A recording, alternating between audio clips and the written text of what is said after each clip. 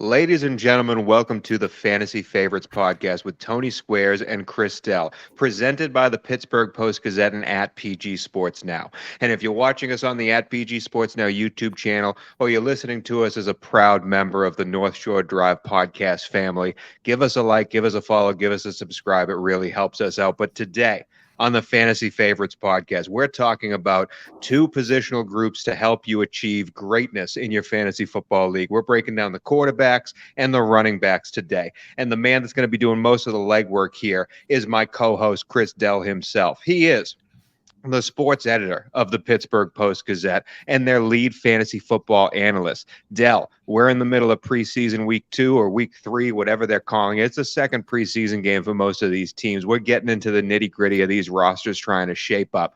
It's time to start breaking down these rankings and how much is flowing for you. How much are these rankings changing on the daily for you? Is it tough to keep up with it?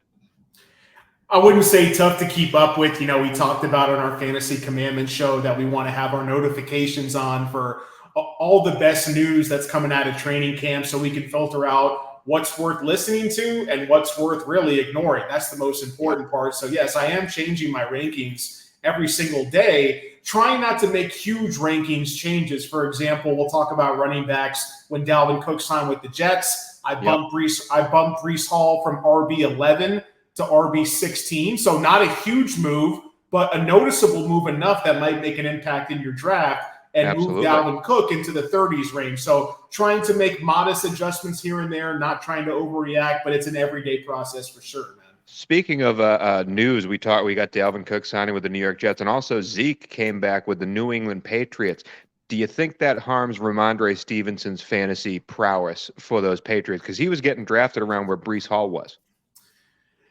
Yeah, it's a good point. And, I thought about this a lot, and I kind of changed my opinion over the last 48 hours about this. I actually think that this helps Ramondre Stevenson. And I think it helps him because it's going to help us. It's going to give us a cheaper price tag to draft him at in fantasy. His ADP is going to lower, but what's going to happen is that, think about the Cowboys last year. They threw to their running backs a ton, and they didn't throw to Zeke Elliott at all.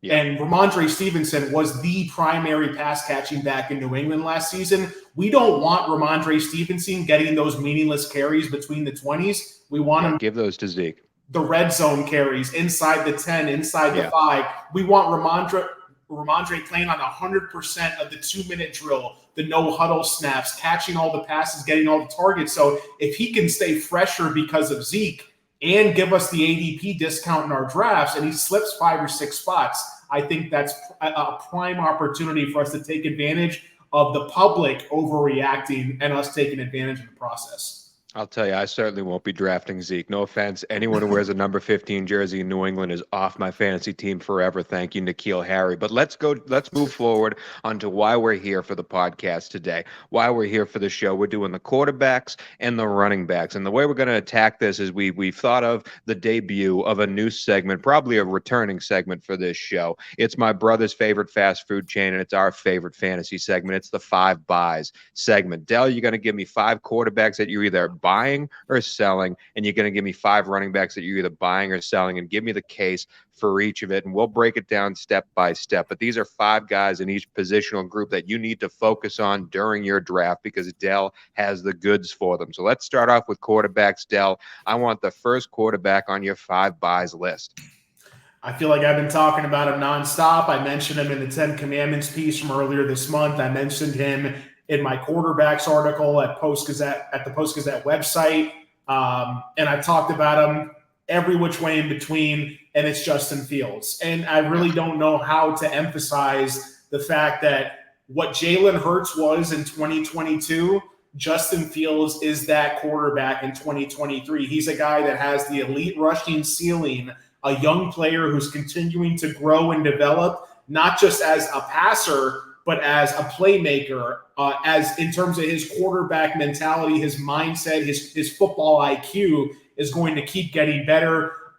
Continue to remove him from the old regime of Matt Nagy that completely sunk that offense down a few years back. So we saw what Justin Fields did in the second half of last season. He was the 3rd quarterback overall in fantasy points per game, only behind Jalen Hurts and Josh Allen. And he's going right now as the 6th or 7th quarterback off the board in drafts. So to me, that's exactly what we saw with Jalen Hurts last year. The rushing upside is there. I mean, you look at the numbers that Justin Fields put up last season, he has a lot of room to grow. He could rush for even more yards this year. He could rush for more touchdowns, and he could pass for more in the process. The addition of DJ Moore is massive to this offense. Huge. As is bringing in multiple talented running backs. Donta Foreman, Khalil Herbert's another year removed from being the backup to David Montgomery last season. They drafted a talented rookie running back in Roschon Johnson. And this is a competitive division. And you know what I love the most about this, Tony, on top of everything I just said about Fields specifically, is that the Chicago Bears defense is still really bad. That means they're going to allow a ton of points. That means we're going to see more pass attempts, more offensive plays for Chicago in a competitive division in all their division games and throughout the entire season. That's going to lead to ceiling performances for Justin Fields. And look, Jalen Hurts, I've got him ranked in my top 20. But you have to pay a top 20 draft pick in order to get him. The cost is very high, as is with Josh Allen. You can draft 4 elite players and then take Fields in the 5th round. And there's no better bargain in fantasy at any position right now more than Justin Fields, in my opinion. See, what holds me back in the hesitation, not only am I a diehard Green Bay Packers fan, but we've seen Justin Fields the past 2 years not exactly be the best in the world at being a pocket passer, breaking down a defense, getting the right reads, getting the right, progressions done. We've seen that happen. But as you said, and I think it's really important, that's why I want to ask this question and hearken on it, the last few weeks of the season, even the Justin Fields that we saw was still the QB3 in fantasy football. So we don't need a giant improvement. We don't need Justin Fields to become Tom Brady in the pocket to be a dominant fantasy player. He already is that. Am I right? I mean, less than 10 years ago in fantasy, I was starting Tim Tebow every single weekend. And he was getting me 20-plus fantasy points. I just can't stress enough. It's the same type of process and thought strategy. There's nothing new here. I mentioned it on the 10 Commandments show. You can go back and watch and listen to it. But the only rule I have in fantasy for me personally is leave every draft with a rushing quarterback. And that's why, and I'll talk about a couple of the other guys I like as well, but Justin Fields is the ultimate embodiment of that. And when you look at what he did last season, again, like the last half of the 2022 season, he only had 10 touchdown passes, still averaged 25.5 fantasy points per game. Only Hurts and Mahomes were ahead of him. The next closest quarterback averaged 4 full points less, and that was Josh Allen and Joe Burrow. How about this? Justin Herbert right now is getting drafted ahead of Justin Fields, and he averaged 7+ points fantasy points per game less than Fields did last year, just because Justin Herbert is the flashier name. He's the cleaner pocket passing quarterback. He throws a better spiral. I don't care what your spiral looks like. I care about you running the ball as my quarterback and you getting me fantasy points, and that's what Fields is going to do. I get it. You're throwing down my golden boy, Justin Herbert, but I get it completely when it comes to fantasy. Do you think, before we move on to the second quarterback on your list, do you think there's a world where Justin Fields finishes as the QB1 this season? Absolutely. And that's why you want to draft him. That's what Jalen Hurts did last season. And that's what Justin Fields can do. And even if Justin Fields does exactly what he did in the last 10 weeks of 2022, he's going to finish as the 3rd overall quarterback. And the top 3 quarterbacks were on a whole nother level than the ones who came after that. And that's including quote unquote elite options like Josh Allen, Joe Burrow, etc. Yeah. So even if he just does what he did to finish the year last year without DJ Moore, he's going to be a smash, an absolute value bargain for you in drafts this season. All right, fine, Dell. I'll buy it. Can we stop talking about Justin Fields? I hate the Bears. We got plenty of season for it, but that's your first QB on the 5 buys list. Give me a second name for the quarterback selection. Yeah, I mean, I'm just going to keep it simple with my buys, and I'm just going to group this together because I don't want to sound repetitive here, Tony, but Daniel Jones, is he a good real life quarterback? Who knows? And I don't care. Daniel Jones last year was QB9 in fantasy points per game for the entire season. He's getting drafted as the 14th quarterback off the board right now. He was QB7 in the last half of the season as well. Well, let me bring that up because you brought up Daniel Jones, and obviously there are bigger names going ahead of him. He's QB 14, usually in average drafts right now. But are you looking to draft Daniel Jones as your starter, or are you saying Daniel Jones should be on your roster as maybe a high quality backup? It's a great question because I'll be the first one to admit that in my best ball drafts, I haven't drafted a ton of Daniel Jones because I've been drafting Justin Fields. Now, if you're in a standard roster format, starting lineup format type of league, that means you only start one quarterback a week, right? Right. So let's say we're talking about normal bench spots, normal rosters. If you get an elite option early, you don't want to take a second quarterback maybe until the final rounds of your draft. But if I do miss out on the top tier, and to me, the top two tiers are 6 quarterbacks, and that's the 3 rushers, which is Josh Allen, Jalen Hurts, and Justin Fields. And then I have Mahomes, Lamar Jackson, and Joe Burrow in that next tier. But to me, there's a clear drop-off after that top 6. So if I miss that top 6, I'm going after either Daniel Jones, Geno Smith, or Anthony Richardson. And those are the 3 guys I want as my number 1 starter if I miss out on one of those elite options that I mentioned earlier. Would you ever go in, let's say you miss the 6 guys that you're talking about and you're focusing on the Geno Smiths, Daniel Jones of the world. I know we're getting off topic here, but we're talking about strategy now. Would you ever go in there and say, hey, you know what? I'm going to get both of those guys. I'm going to get Geno and Daniel Jones. Yeah, I'm wasting a mid-round pick on the same position. These guys aren't going to start for me every week, but I know that week to week I'm going to have a guy that I can trust. Yeah, I mean, I would say it's a little more digestible to do it that way. You definitely don't want to do it if you burn a top 5, top 6 round pick. But if you're taking 2 guys overall, and we're talking about round 10 here or something like that, then I think that you can make a case for it. Daniel Jones right now is going at pick 108, so that's essentially around round 10 of your draft. So if you can get Daniel Jones and then a couple rounds later draft an Anthony Richardson, and all of a sudden he gives you that same potential, then you have something to work with there. I don't think you need to do that, but I think that that's an option. I think there's even guys even that are going to be on the waiver wire. One guy that I really like a lot, I'll save him for next, that you can just draft Daniel Jones and let him ride, and I'm guessing there's going to be at least one borderline elite fantasy option on the waivers come week 2, week 3, week 4 as we move into the regular season. Okay, so Daniel Jones is Best Buy slot number 2. You may have mentioned another name here, but can I get a third quarterback that's certifiably on the Best Buy list? Yeah, it's going to be Anthony Richardson for me. Geno Smith I love a lot, and he's going right after Daniel Jones as QB 15. Geno Smith was fantasy quarterback 8 in points per game last season.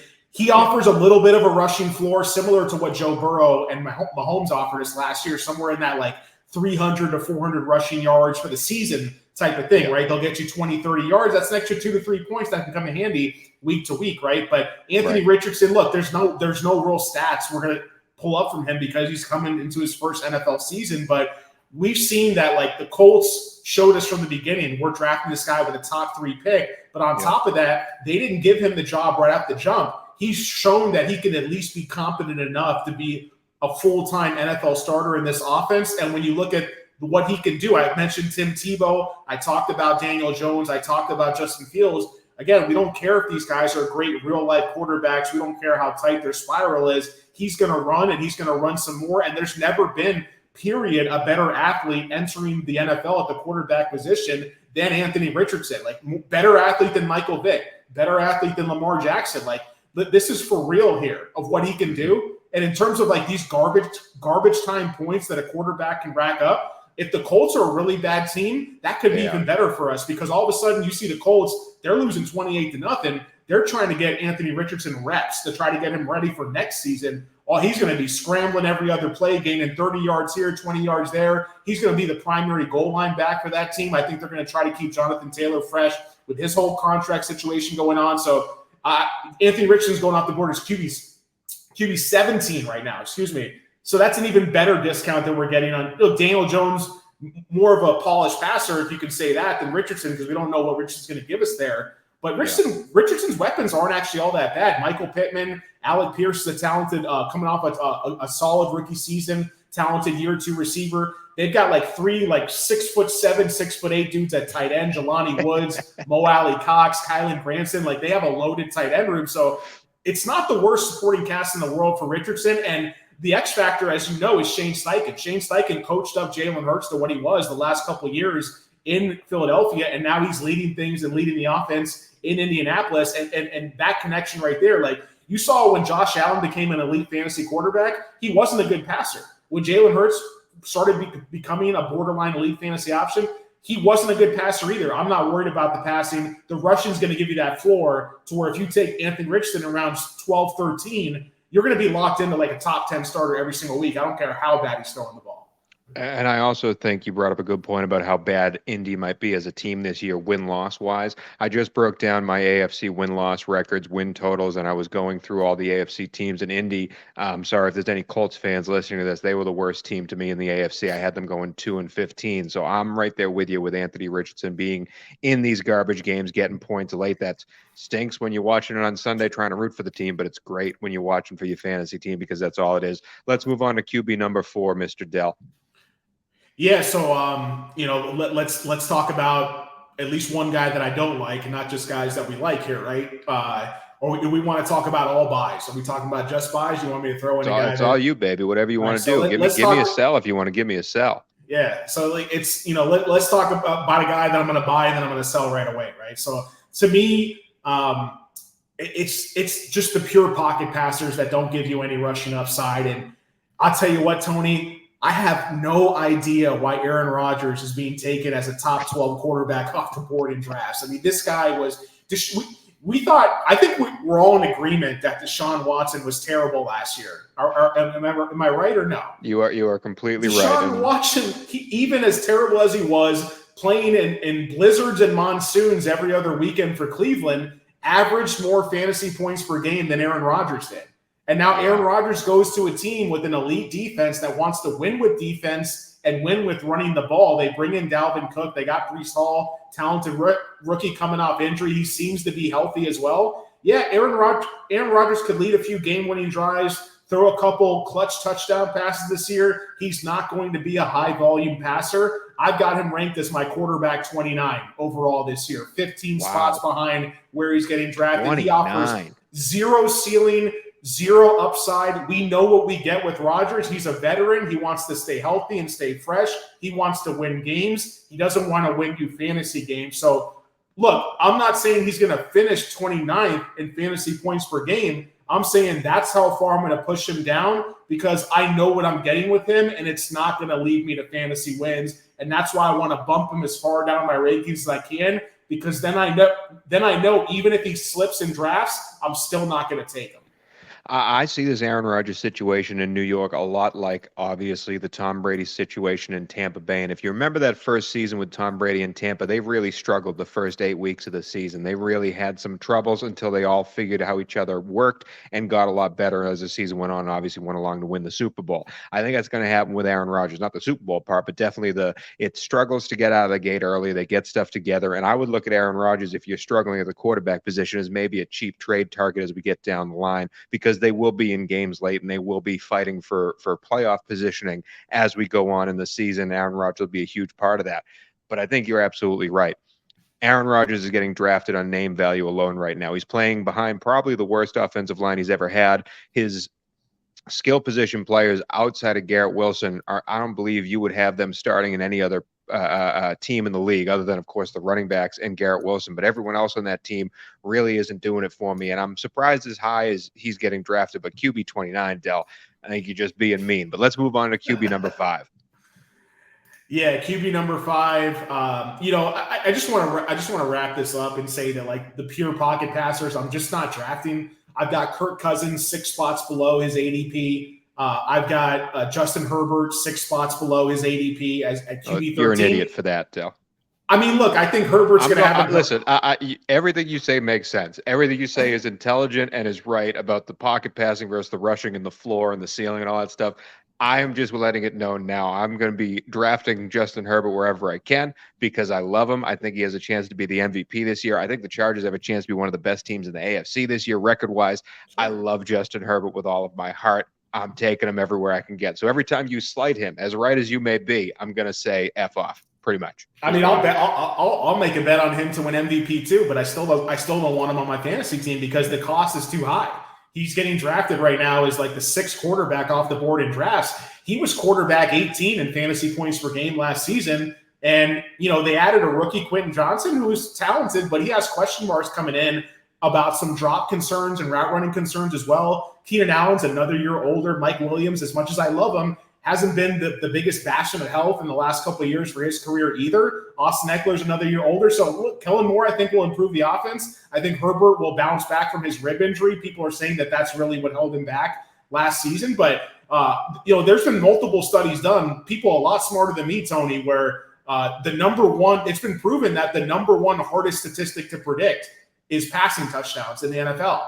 And Herbert could throw for 10,000 yards and have bad luck in the passing touchdown department, and he's going to be a mediocre fantasy quarterback. And that's why Kirk Cousins, Matthew Stafford, Aaron Rodgers, Justin Herbert, Trevor Lawrence, I'm like willing maybe to make a little exception on because he's shown the ability to run a little bit in college. But that's my general process and strategy when it comes to drafting these guys. I won't bring up my last guy as a buy, who is like an absolute like emergency last-ditch resort type of guy you can draft in case you miss out on all these guys. You're so wrapped up in drafting other positions or whatever happens in your drafts.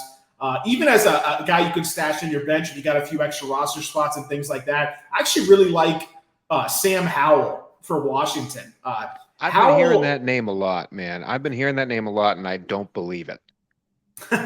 Well, here's the thing. You don't want to draft him as your main starter, right? Like if you draft Anthony Richardson as the 17th quarterback off the board, you can add Howell in the last round of your draft. Like there's a lot of drafts he's not even being Howell taken. is free. Howell is the king of the waiver wire, my friend. Exactly. But let's not forget that the year before Howell came out of college in North Carolina, that he was actually projected once to be a top 5 pick in the draft. He had a slightly down senior, I think it was his senior season, he had a slightly down year. Some of his former supporting cast members and receivers had left the year prior, but he as a prospect, he profiled as a legit franchise starting quarterback.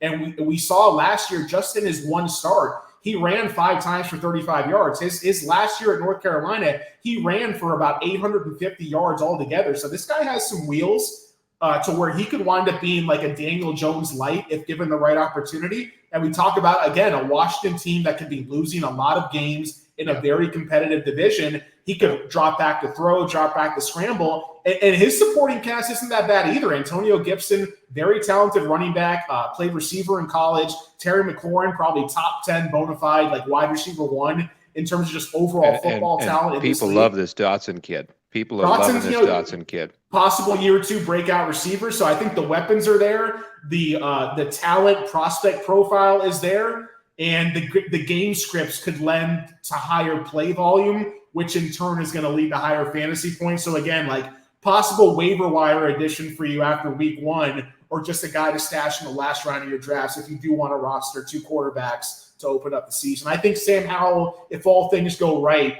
you could see him possibly being that Daniel Jones type of player where all of a sudden you look, he didn't really have a great year in terms of what the tape showed, but he finishes as QB 10 in points per game. And that's what I want with the last pick in my draft.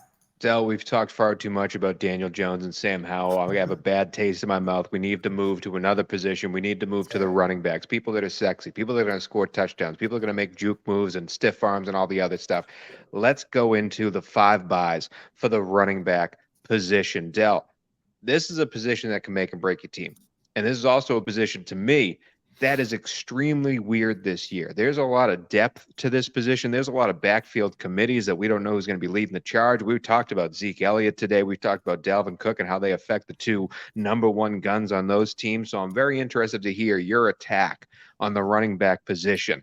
Can I get the first buy of the RBs? The first buy is right there with Justin Fields for me, as I want him in almost every draft I leave. He's like my guy, non-quarterback. This is my guy out of wide receivers, out of tight ends, out of running backs. It's Tony Pollard from the Dallas Cowboys. Like I think he has an absolute clear path to finishing as the number 1 overall running back. Wow. There's look, I'm not a doctor, Tony. I don't think you are either, but there's a lot of legit doctors in the fantasy football space these days, like for real. And all of them say, you listen to interviews, reports, etc. The injury he suffered is one that can be easily rehabbed and recovered from. And all reports out of training camp show that Tony Pollard's back to 100% health. Zeke Elliott, we know they're not bringing him back. Look at who they have behind Tony Pollard. They have absolutely nobody. Deuce Vaughn, talent. He's like 5'3".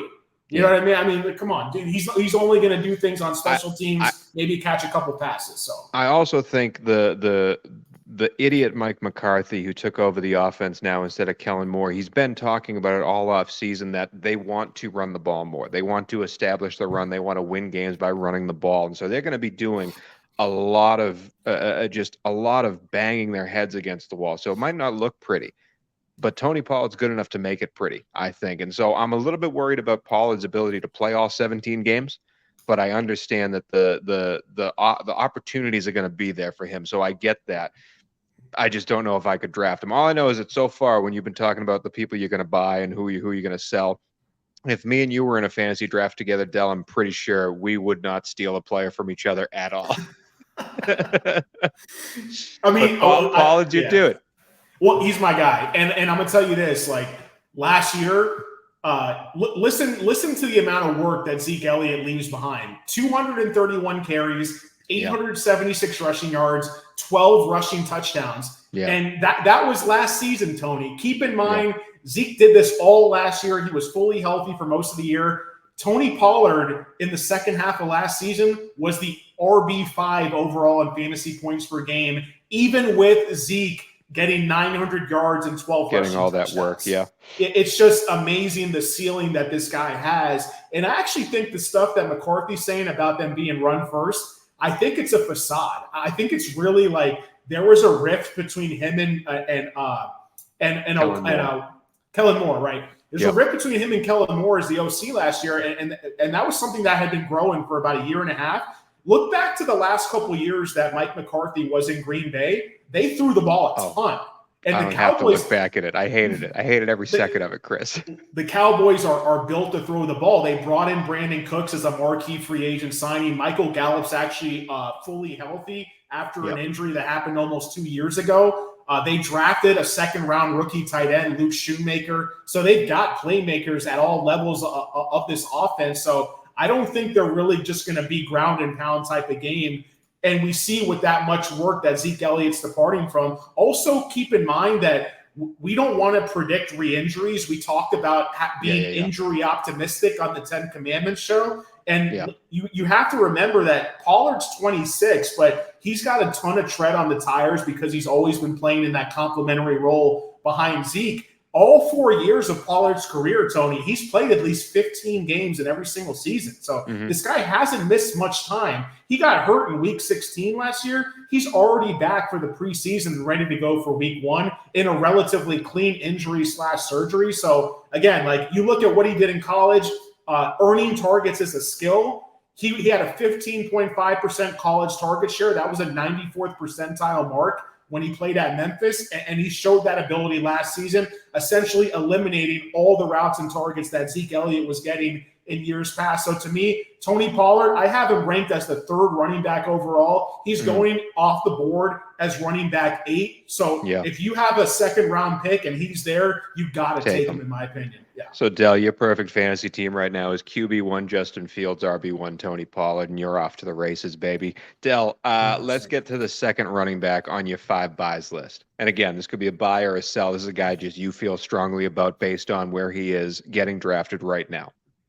Yeah, and we talked about this a little bit. I'm going to bring up one more buy that I'm really on. I think the value is there is Alexander Mattison from the Vikings, right? And you and I have talked about this personally before, and I'm just casually picking on all the NFC North guys that you grew up not named nobody from Green Bay. We didn't talk about Jordan Love at all. For 20 minutes, we talked about quarterbacks, didn't mention his name, but no, keep going. You got some time to talk about Luke Musgrave, or we'll save that for the next shot?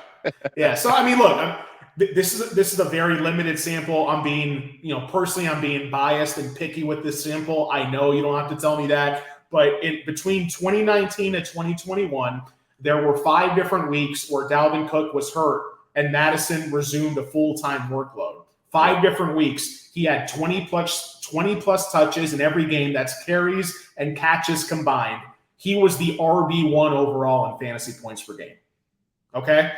He's getting drafted right now as the 21st running back off the board in fantasy, the 56th overall pick. Like, you don't have to spend a high draft pick. You can get Madison as a potential top 5 running back in like the 5th or 6th round right now. Yeah.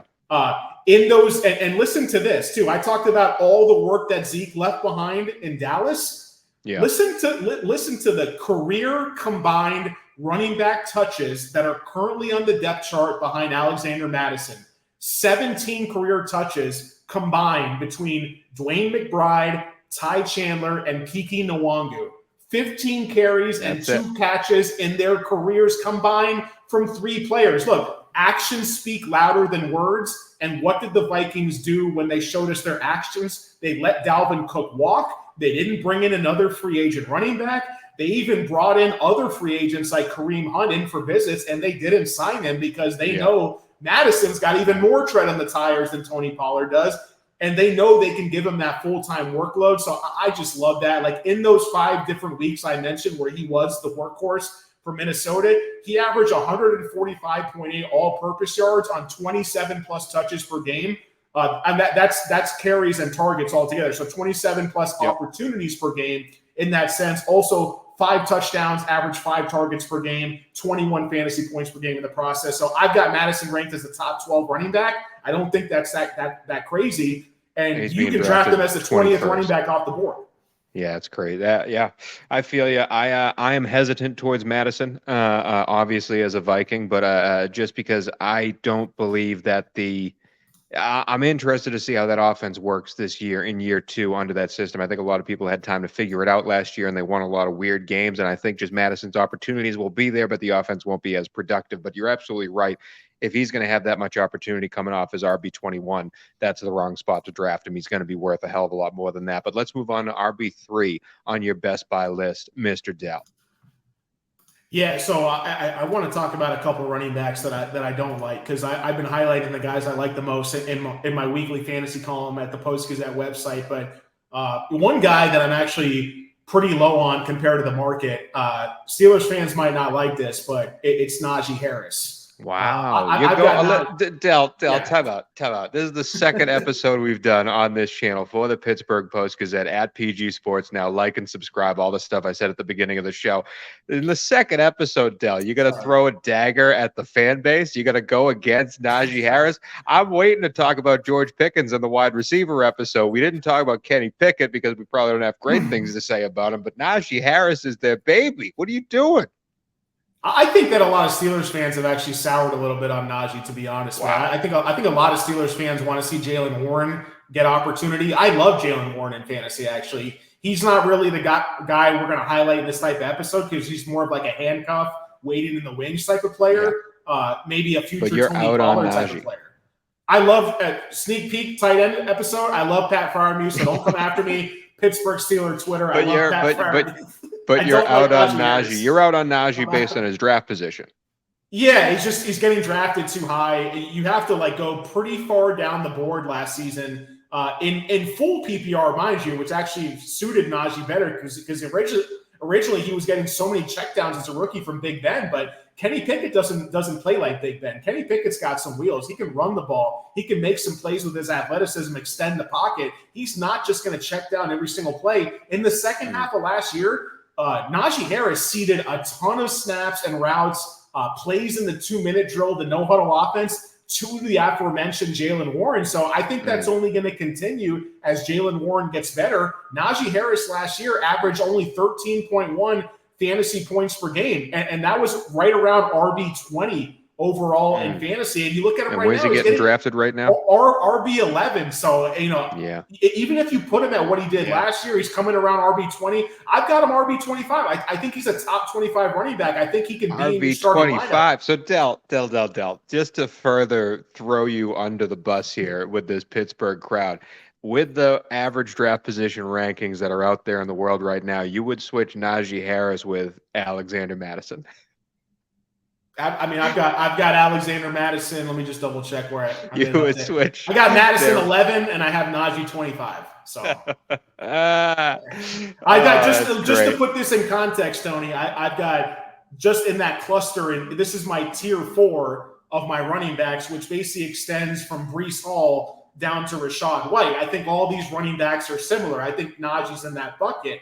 But if you're drafting based off these rankings, you're never going to get Najee because he's going to go way before RB25. Yeah. So that's the point of me setting up my tiers and my rankings like this on how I want to draft. I've got them right around the likes of Cam Akers, Travis Etienne, Dameon Pierce, guys who aren't necessarily guaranteed to catch a ton of passes and earn a lot of targets this year. And most fantasy leagues, as we know nowadays, they're either full PPR, point per reception leagues, or they're half PPR. So these targets mean a lot at the end of the day. And Najee's just getting drafted way too high. I like the other playmakers in this offense. Like, personally, I think Deontay Johnson is one of the most talented receivers in the league. I know you like Pickens, but to me, you've lost it, Tony. You can't get the winner. You can't get the fans back. You've already lost. I'm trying, but again, I'm willing to bet that I think at least half the Steelers fans listening to me are going to be in somewhat of an agreement that I actually think Warren is the better fantasy option if he were to have Najee Harris's role than Najee is in that role right now. Well, let's move on to the one listener we have left that's not from Pittsburgh. Let's move on to the 4th running back on Dell's 5 buys list. Yeah, I'm gonna go to a guy that's only 2 spots lower. Let me just combine this into like a buy/sell. Like, I wrote in the article that I really like Tank Bigsby a lot, but I'm gonna flip it. I'm gonna reverse that and say I'm really out on Travis Etienne. I have Travis Etienne actually ranked 2 spots behind Najee. You mentioned his name with the Najee, Dameon Pierce, Travis Etienne in your rankings, and I almost said something, and I'm happy I didn't. But Etienne, to me, I mean, he has – I know they have Tank Bigsby in there, and I know he brings a different set of skills to the Jacksonville offense, especially when it comes to the fantasy production. But to me, I don't see that being anywhere close to – I see that being like at most an 80 to 20 opportunity share. I think Travis Etienne is the number 1 back by far, so I'm interested to see why you have him so low.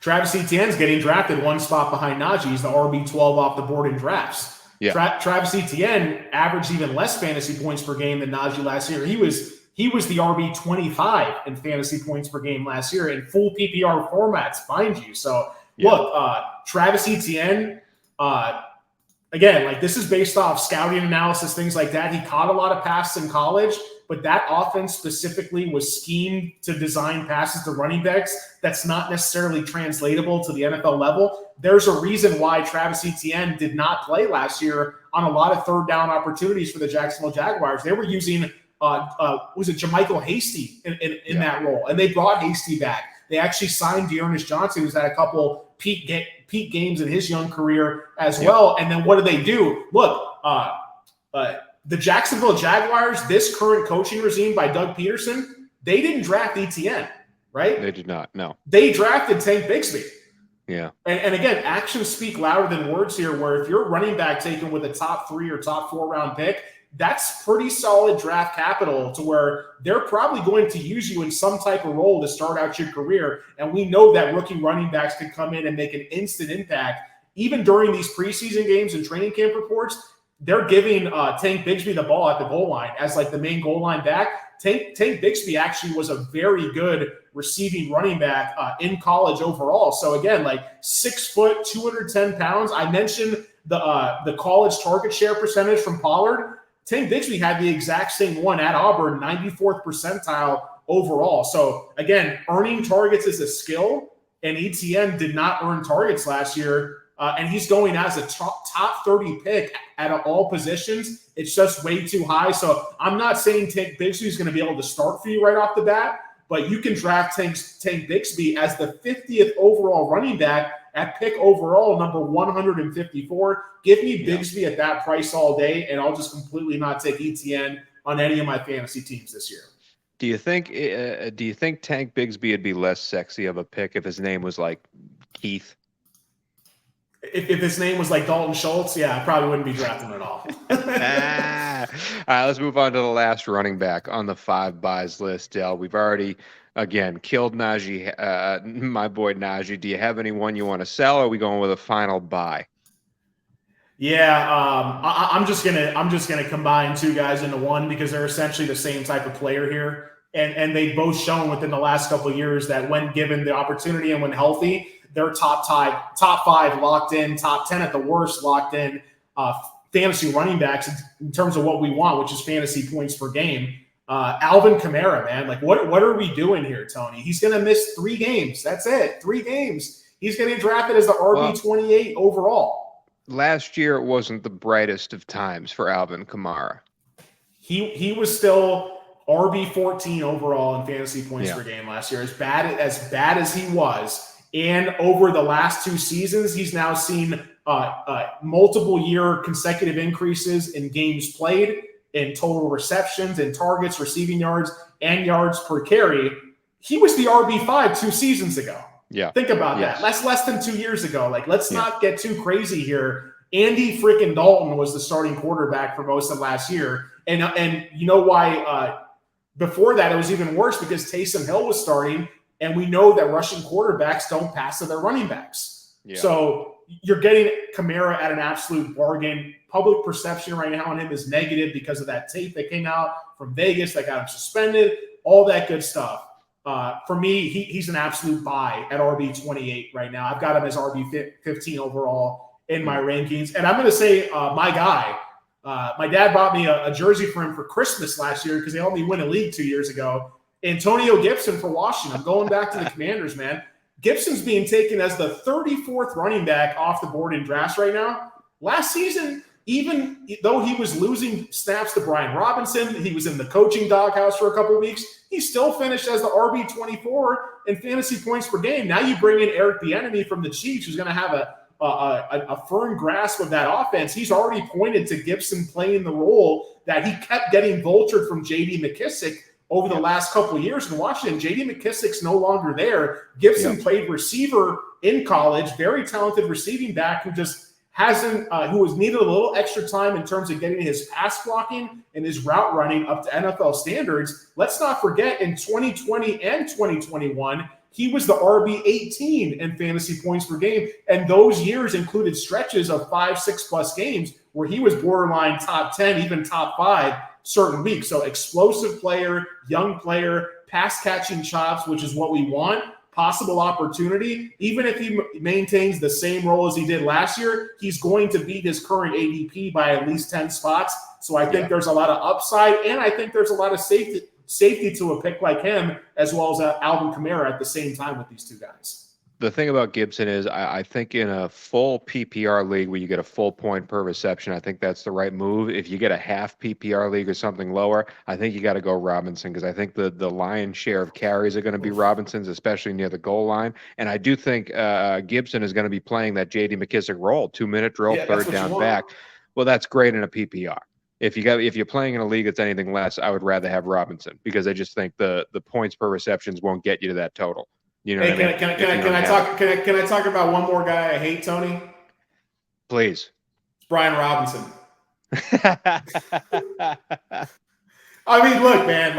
Again, I just want to say touchdowns are the hardest thing to predict in fantasy. We don't draft players unless it's a unicorn like Derrick Henry, where they're just going to feed him at the goal line. We don't draft players to score touchdowns. That's the most random statistic in fantasy. We draft them based off the opportunities inside the 20, inside the 10, the 2-minute drill, the no huddle, the targets. That's what Antonio Gibson gives you. Brian Robinson didn't earn any targets last year, and if you're banking on him to get lucky and fall into the end zone, then yes, but that's not how you can draft players. I can't. Dell, all I can say is let's get in the lead together, Tony. Come on, let's Dell, many men wish death upon Brian Robinson, and he was bigger than that. And some things are bigger than football. So I'll be drafting Brian Robinson with a smile on my face, as you draft guys like Alvin Kamara and Deshaun Watson, just upstanding young gentlemen. So that's the way I play fantasy, Dell, and that is it for the Fantasy Favorites episode, the QBs and RBs breaking down the 5 buys. Again, we're brought to you by the Pittsburgh Post-Gazette and at PG Sports Now. Give us the like, give us the subscribe. It helps out a whole lot. And we will be back next week talking about the wide receivers and the tight end positions, breaking down who you should focus on for your drafts in that. And I promise you, maybe, just maybe, me and Dell will agree on a few of these names for the next episode. Dell, hats off to you, buddy. It was another wonderful time. I appreciate it. I just want to say for the whole debate between Najee Harris versus Jalen Warren and the ascending fantasy option, that's a very important topic, and our guys cover it the best at the Post-Gazette. Brian Backo, Jerry Dulac, our guys out there at every single training camp practice, putting quality articles and quality reporting, not just on social media, but on our articles on the website, which you can get a great deal on right now. So again, like I go to those guys. I go to the beat reporters that I trust, and that's a very important topic this year is, do I draft Najee with an early pick, or do I get a possible sleeper, possible breakout candidate and Jalen Warren? And I want to be plugged into the beat reporters who are there every single day. So shout out to our guys at the Post-Gazette there. We're going to try to bring on Brian possibly for one of our future fantasy football episodes during the regular season. But yeah, no, it's always fun, Tony, whether we agree or disagree. I think it's more fun when we disagree, actually. So definitely look forward to doing it again. Wide receivers and tight ends for the next one, man. Can't wait. Can't wait for you to not have a Green Bay Packer on there. All right, boys. I'll talk to you later. Peace out. Thank you for tuning in to another episode of the North Shore Drive podcast from the Pittsburgh Post-Gazette. If you watch this video on YouTube, please like the video and subscribe to our channel. For 3 months of digital access to post-gazette.com at 99 cents, click the link below in the description.